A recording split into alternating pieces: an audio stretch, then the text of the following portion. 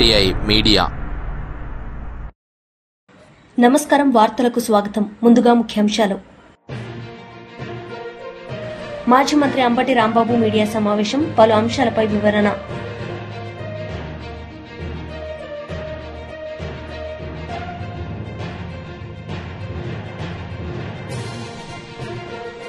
మాజీ మంత్రి శ్రీనివాస్ గౌడ్ మీడియా సమావేశం, పలు అంశాలపై వివరణ. ఎంపీ ధర్మపురి అరవింద్ మీడియా సమావేశం నిర్వహించారు. ఈ సందర్భంగా పలు అంశాలపై ఆయన మాట్లాడారు. ప్రతి ఒక్కరు కూడా గుర్తు చేసుకుంటూ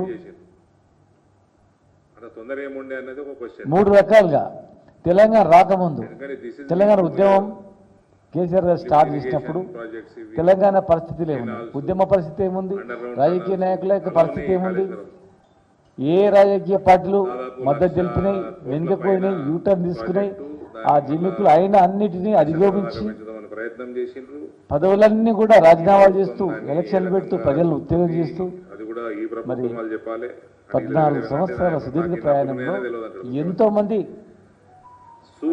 కరుడుగట్టిన తెలంగాణ వ్యతిరేకులు ఈ టీఆర్ఎస్ పార్టీ ఉంటే తెలంగాణ ఎప్పుడోసారి తెస్తుంది, టీఆర్ఎస్ ని తుడిచిపెట్టుకపోవాలి, తొక్కేసేయాలి, కనుగమరుగు చేయాలని చెప్పి ఎన్నో ప్రయత్నాలు చేసిన సందర్భాలు ఎన్నో రకాలుగా మరి ఆనాటి పరిస్థితులలో అధిగమించి తెలంగాణ ప్రకటన చేసినప్పుడు, చిదంబరం ప్రకటన చేసినప్పుడు ఆనాటి ముఖ్యమంత్రి గారు రోషయ్య గారు నిమ్మరసంటే లేదు లేదు మీరు రావాలని చెప్పి మా చేతుల మీదుగా దీక్ష విరమణ చేయడం, మరి తెలంగాణ యూటర్న్ తీసుకున్న తర్వాత అనేక సందర్భాల్లో అందరినీ 33 జాతీయ పార్టీలను ఐక్యం చేసి ప్రజలను ఐక్యం చేసి మరి సావడానికి సిద్ధం వెనుకడు నేను చెప్పి తెలంగాణ తెచ్చిన తర్వాత ఈ ఆశయాల గురించి అయితే తెలంగాణ తెచ్చిందో వ్యవసాయం ఎట్లా ఉండాలి ఆనాడే తెలంగాణ రాకముందు ఎన్నో సార్లు కేసీఆర్ గారు వెంబడి పాలు పంచుకోవడం, వ్యవసాయం ఎట్లా అభివృద్ధి చేయాలి, ఉద్యోగుల జీతభత్యాలు ఎట్లా ఇవ్వాలి, నిరుద్యోగులకు ఏ రకంగా ఉన్నాయి, రైతాంగానికి మనం ఏం చేయాలి, కుల వృత్తిని ఎట్లా ఆడుకోవాలి, కొడుకు బలహీన వర్గాల వాళ్ళకి ఎట్లా మనం చేయాలని చెప్పి ఎన్నో ఆలోచనలు చేసి ఆనాడు జయశంకర్ గారు వారితో కలిపి ఎన్నో సందర్భాల్లో కూడా పాల్పంచుకోవడం, మరి ఆ రోజు తెలంగాణ వస్తే సార్ ఇవన్నీ తర్వాత చేసుకోవచ్చు సార్ ఇప్పుడు ఎందుకు అనుకుంటే లేదు మనకు విజన్ ఉండాలని చెప్పి ఒక విజన్ ఉన్న నాయకులుగా తెలంగాణ వచ్చిన తర్వాత ఎన్నో ఆ రోజు అనుకోనటువంటి ఇంకా ఎన్నో ఎలక్షన్లో మేనిఫెస్టో లేనటువంటి ఎన్నో హామీలు ఇచ్చి ఎన్నో అమలు చేసి వాళ్ళు తీసుకుంటున్నారు అని బ్రహ్మాండంగా తెలంగాణ ముందుకు పోతున్న తరుణంలో ఎన్నో సంవత్సరాలుగా మోసం చేసిన కాంగ్రెస్ తెలంగాణ ఇస్తా అని చెప్పి ఎంతో మంది చావుకులకు కారణమైనటువంటి ఎంతో మంది మళ్ళీ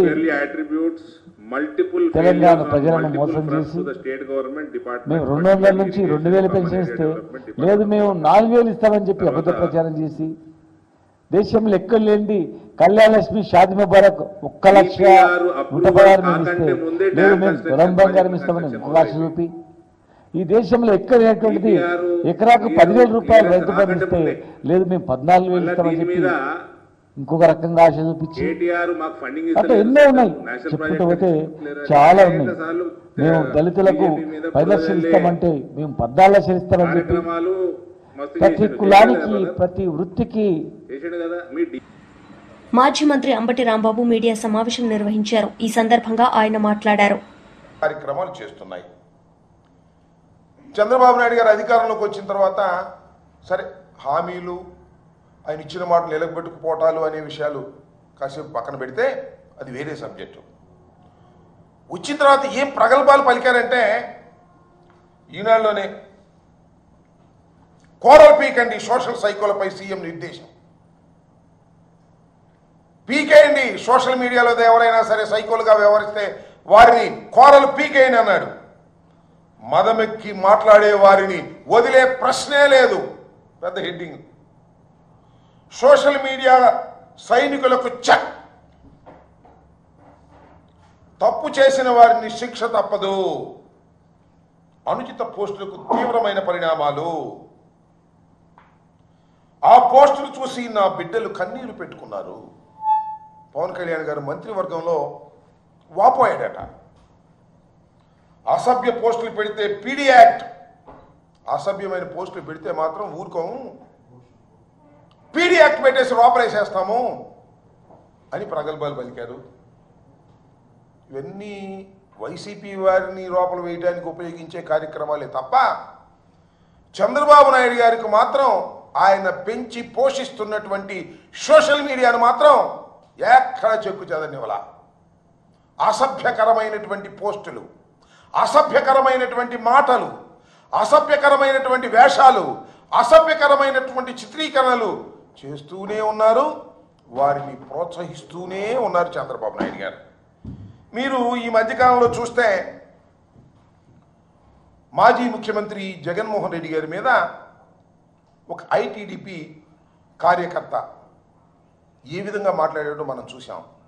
వారి మీద, వారి సతీమణి భారతి గారి మీద ఏ రకమైన అనుచిత వ్యాఖ్యలు చేశారో నేను ప్రత్యేకంగా చెప్పాల్సిన అవసరం లేదు. చాలా సీరియస్గా తీసుకోవాల్సినటువంటి అంశం. మేము పెద్దగా సీరియస్గా తీసుకోలేదు, కానీ ప్రజలు తీవ్రంగా స్పందించారు. సోషల్ మీడియాలో న్యూట్రల్ యాక్టివిస్టులు తీవ్రంగా స్పందించారు. ఏమిటి అన్యాయం? ఇంత దారుణంగా ఎలా మాట్లాడతారు? ఇది తప్పు కదా అని చంద్రబాబు నాయుడు గారు రియాక్షన్కి వచ్చేసారండి.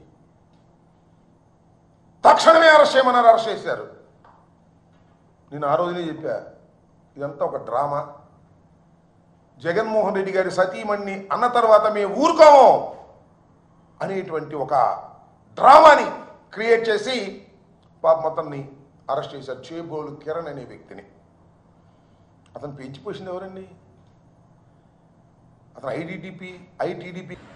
మాజీ మంత్రి హరీష్ రావు మీడియా సమావేశం నిర్వహించారు. ఈ సందర్భంగా పలు అంశాలపై ఆయన మాట్లాడారు. వరంగలే వేదిక అయింది. ఇప్పుడు కూడా కేసీఆర్ గారు మళ్ళీ వరంగల్లోనే ఈ యొక్క సభ జరపాలని నిర్ణయించడం, మరి ఈరోజు రాష్ట్ర వ్యాప్తంగా కూడా ఈ సిల్వర్ జూబ్లీ, ఈ రజతోత్సవానికి రాష్ట్ర ప్రజలు స్వచ్ఛందంగా పెద్ద ఎత్తున తరలి రావడానికి సిద్ధమయ్యారు. ఇప్పటికే చాలా జిల్లాల నుంచి పాదయాత్రన ప్రజలు ప్రారంభమై దారి మధ్యలో ఉన్నారు. ఎడ్ల బండ్ల మీద కొంతమంది చేరుకున్నారు, ఇంకా కొంతమంది చేరుకుంటా ఉన్నారు. కొంతమంది సైకిల్ యాత్ర మీద బయలుదేరారు. కొంతమంది స్వచ్ఛందంగా తమ సొంత వాహనాల్లో రావడానికి కూడా రాష్ట్ర వ్యాప్తంగా ప్రజలు కేసీఆర్ను చూడాలి, కేసీఆర్ గారు ఏం మాట్లాడతారో వినాలనేటువంటి ఒక ఉత్సాహం ఈ రాష్ట్ర వ్యాప్తంగా కూడా కనబడతా ఉంది. బీఆర్ఎస్ రజతోత్సవం అంటే ఇది తెలంగాణ ప్రజలందరికీ కూడా నిజంగా ఒక రకంగా పండగ లాంటిదే. బీఆర్ఎస్ పార్టీ లేకపోతే ఇవాళ తెలంగాణ లేదు, తెలంగాణ లేకపోతే ఇవాళ ఇంత అభివృద్ధి మనం చూసేటువంటి వాళ్ళం కాదు. ఆనాడు సమైక్య రాష్ట్రంలో కరువు కాటకాలకు నిలయంగా, వలసలకు నిలయంగా, ఆత్మహత్యలకు నిలయంగా ఉన్న ఈ ప్రాంతానికి విముక్తి కలిగించి తెలంగాణ ఆత్మగౌరవ బావుటా ఎగిరేసినటువంటి పార్టీ ఇవాళ బీఆర్ఎస్ పార్టీ. రాష్ట్రాన్ని సాధించింది బీఆర్ఎస్ పార్టీ, రాష్ట్రాన్ని అభివృద్ధి పథంలో నడిపించింది బీఆర్ఎస్ పార్టీ. ఇవాళ ప్రతిపక్షంలో కూడా కాంగ్రెస్ ప్రభుత్వం మెడలు వంచి ప్రజల పక్షాన నిలిచింది కూడా బీఆర్ఎస్ పార్టీ. సో బీఆర్ఎస్ ఏ పాత్రలో ఉన్నా ప్రజల పక్షమే. ఆనాడు ఉద్యమ పార్టీగా ఉన్నా, 10 ఏళ్ళు అధికారంలో ఉన్నా, ఈ ఏడాదిని అర్థం ప్రతిపక్షంలో ఉన్న బీఆర్ఎస్ ఎప్పుడూ ప్రజల పక్షమే. ప్రజలు ఏ రోల్ ఇచ్చినా ప్రజల ఆకాంక్షల కోసం పనిచేసేటువంటి పార్టీ ఇవాళ బీఆర్ఎస్ పార్టీ. ఇవాళ ఏ రోజైనా ప్రజలు ఇవాళ ఏ కష్టం వచ్చినా మళ్ళీ బీఆర్ఎస్ వైపే చూస్తున్నారు.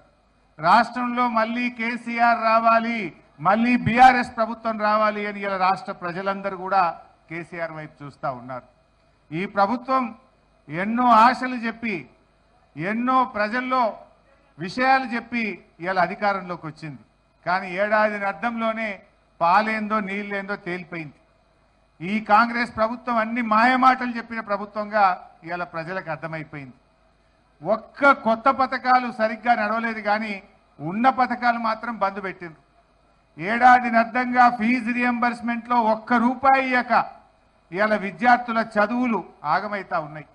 లక్షలాది మంది విద్యార్థుల జీవితాలు రోడ్ల మీదకి వస్తున్న పరిస్థితి.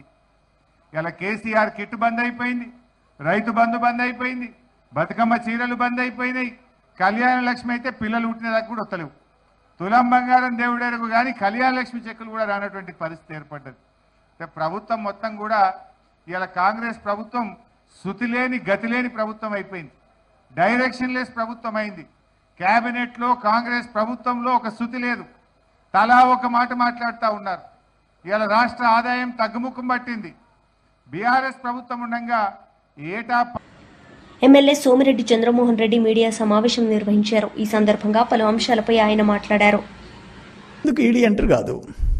నేనేమంటానంటే బోఫోర్స్ కుంభకోణం 2089 రాజీవ్ గాంధీని కొంప ముంచేసింది. 60 కోట్లు. బోఫోర్స్ కుంభకోణం ఓన్లీ 60 crores. అయిపోయినాడు రాజీవ్ గాంధీ పాపం. 2014 2G స్కామ్, మన్మోహన్ సింగ్ అయిపోయినారు. ఈ 2 స్కామ్స్తో అసలు నేషనల్ పార్టీ జాతీయ హోదా కోల్పోయే పరిస్థితి కాంగ్రెస్ పార్టీకి వచ్చింది. బట్ అది 60 కోట్లయితే ఒక దేశంలో ప్రధానిని ప్రజలు మట్టుపెడితే ఇదంతా ఆషామాషి కేసా ఇది? ఆషామాషి కేసా ఇది? అంటే ఇప్పుడు నేను ఒక మాట చెప్తున్నాను, మీరు లెక్కలేసినారు.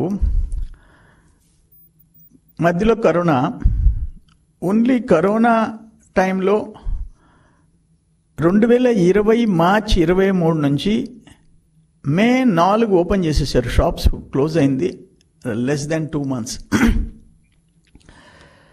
ఒక మాట నేను అడుగుతుండా, 2018-19లో IML కేసెస్ 3,84,000. మధ్యలో జగన్మోహన్ రెడ్డి టైంలో 2021 1,87,000, 1,87,059,000, 131 కేసులు సేల్స్. అంటే 3,84,000 నుంచి 1,87,000. Okay, will agri.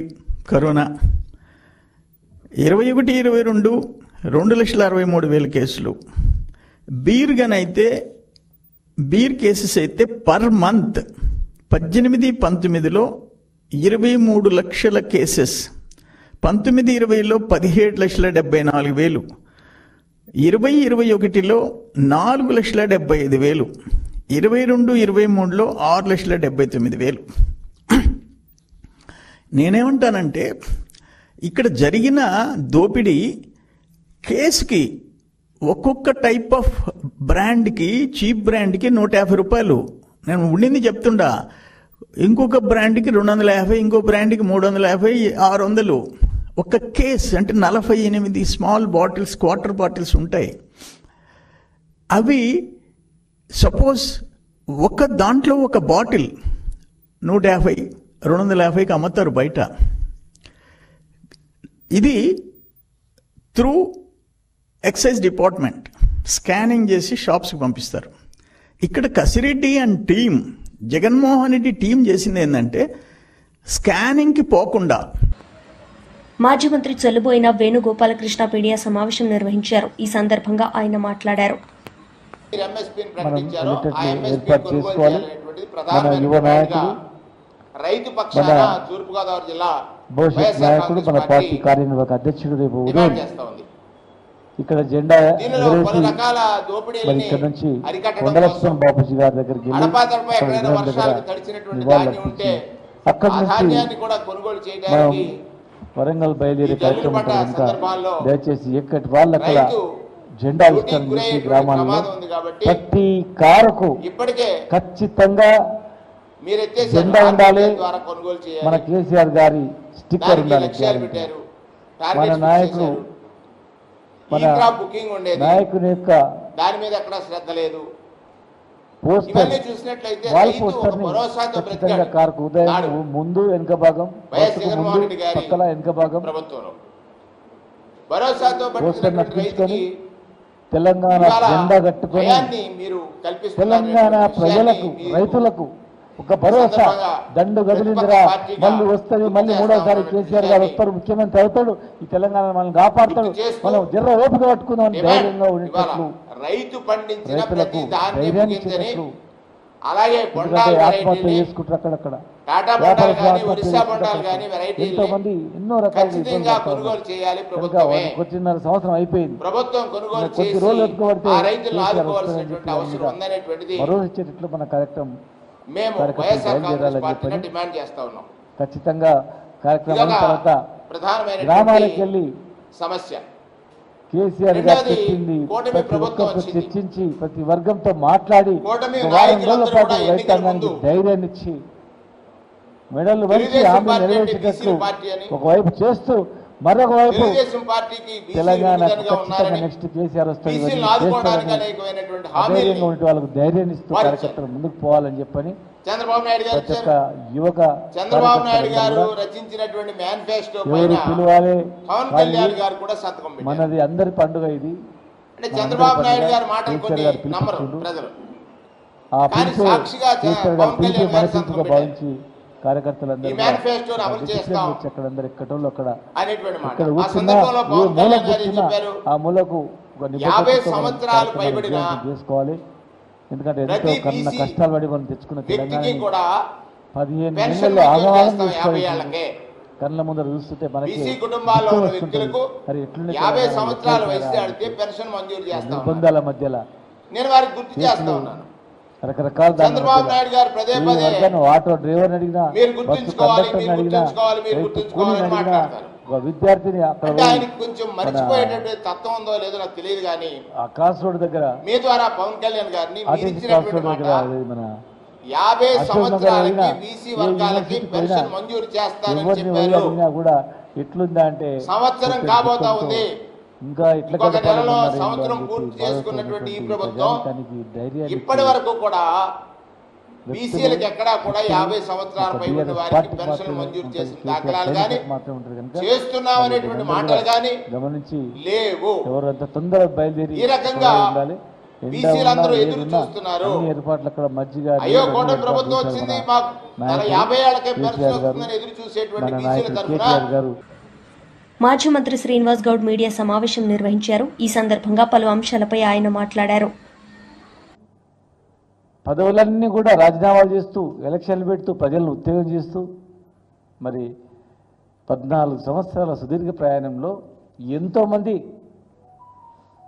కరుడుగట్టిన తెలంగాణ వ్యతిరేకులు ఈ టీఆర్ఎస్ పార్టీ ఉంటే తెలంగాణ ఎప్పుడో ఒకసారి తెస్తుంది, టీఆర్ఎస్ని తుడిచిపెట్టుకపోవాలి, తొక్కేసేయాలి, కనుగమరుగు చేయాలని చెప్పి ఎన్నో ప్రయత్నాలు చేసిన సందర్భాలు ఎన్నో రకాలుగా.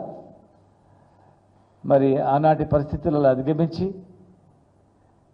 తెలంగాణ ప్రకటన చేసినప్పుడు, చిదంబరం ప్రకటన చేసినప్పుడు ఆనాటి ముఖ్యమంత్రి గారు రోషయ్య గారు నిమ్మరసం ఇస్తారంటే లేదు మీరు రావాలని చెప్పి మా చేతుల మీదుగా దీక్ష విరమణ చేయడం, మరి తెలంగాణ యూటర్న్ తీసుకున్న తర్వాత అనేక సందర్భాల్లో అందరినీ 33 జాతీయ పార్టీలను ఐక్యం చేసి ప్రజలను ఐక్యం చేసి మరి సావడానికైనా సిద్ధం, వెనుకడుగు నేనని చెప్పి తెలంగాణ తెచ్చిన తర్వాత ఏ ఆశయాల గురించి అయితే తెలంగాణ తెచ్చిండో, ఒక వ్యవసాయం ఎట్లా ఉండాలి ఆనాడే తెలంగాణ రాకముందే ఎన్నోసార్లు కేసీఆర్ గారు వెంబడి మేము పాలు పంచుకోవడం, వ్యవసాయం ఎట్లా అభివృద్ధి చేయాలి, ఉద్యోగుల జీతభత్యాలు ఎట్లా ఇవ్వాలి, నిరుద్యోగులకు ఏ రకంగా ఉన్నాయి, రైతాంగానికి మనం ఏం చేయాలి, కులవృత్తిని ఎట్లా ఆదుకోవాలి, బడుగు బలహీన వర్గాల వాళ్ళకి ఎట్లా మనం చేయాలి అని చెప్పి ఎన్నో ఆలోచనలు చేసి ఆనాడు జయశంకర్ గారు వారితో కలిపి ఎన్నో సందర్భాల్లో మేమందరం కూడా పాల్పంచుకోవడం, మరి ఆ రోజు తెలంగాణ వస్తే చాలు ఇవన్నీ తర్వాత చేసుకోవచ్చు సార్ ఇప్పుడు ఎందుకు అనుకుంటే లేదు మనకు విజన్ ఉండాలని చెప్పి ఒక విజన్ ఉన్న నాయకుడిగా తెలంగాణ వచ్చిన తర్వాత ఎన్నో ఆ రోజు అనుకోనటువంటివి, ఇంకా ఎన్నో ఎలక్షన్లో మేనిఫెస్టో లేనటువంటివి ఎన్నో హామీలు ఇచ్చి ఎన్నో అమలు చేసి మరి బ్రహ్మాండంగా తెలంగాణ ముందుకు పోతున్న తరుణంలో ఎన్నో సంవత్సరాలుగా మోసం చేసిన కాంగ్రెస్, తెలంగాణ ఇస్తా అని చెప్పి ఎంతోమంది చావుకులకు కారణమైనటువంటి ఎంతోమంది మళ్ళీ తెలంగాణ ప్రజలను మోసం చేసి మేము 200 నుంచి 2000 పెన్షన్ ఇస్తే లేదు మేము 4000 ఇస్తామని చెప్పి అబద్ధ ప్రచారం చేసి దేశంలో ఎక్కడ లేనిది కళ్యాణ లక్ష్మి షాదీ ముబారక్ 1,116,000 మేము ఇస్తే లేదు మేము తులం బంగారం ఇస్తామని ఇంకొక ఆశ చూపి ఈ దేశంలో ఎక్కడ లేనటువంటిది ఎకరాకు 10,000 రూపాయలు రైతు బంధు ఇస్తే లేదు మేము 14,000 ఇస్తామని చెప్పి ఇంకొక రకంగా ఆశ చూపించి అట్లా ఎన్నో ఉన్నాయి, చెప్పుకుంటూ పోతే చాలా ఉన్నాయి. మేము దళితులకు 10 లక్షలు ఇస్తామంటే మేము 14 లక్షలు ఇస్తామని చెప్పి ప్రతి కులానికి ప్రతి వృత్తికి ఎన్నో అబద్ధపు హామీలతో అధికారంలోకి వచ్చి మరి ఈరోజు రైతు కూలీలకు ఇస్తున్నటువంటి 2,500 రూపాయలు ఎక్కడ పోయినో తెలియదు, కౌలు రైతులకు ఇస్తున్నటువంటి రైతు బంధు ఎక్కడ పోయిందో తెలియదు, అసలు ఎకరా 2 ఎకరాలు కూడా ఇచ్చే పరిస్థితి లేదు, రుణమాఫీ చేస్తాం ఇప్పుడే. వార్తలు ముగించే ముందు ముఖ్యాంశాలు మరోసారి. మాజీ మంత్రి అంబటి రాంబాబు మీడియా సమావేశం, పలు అంశాలపై వివరణ.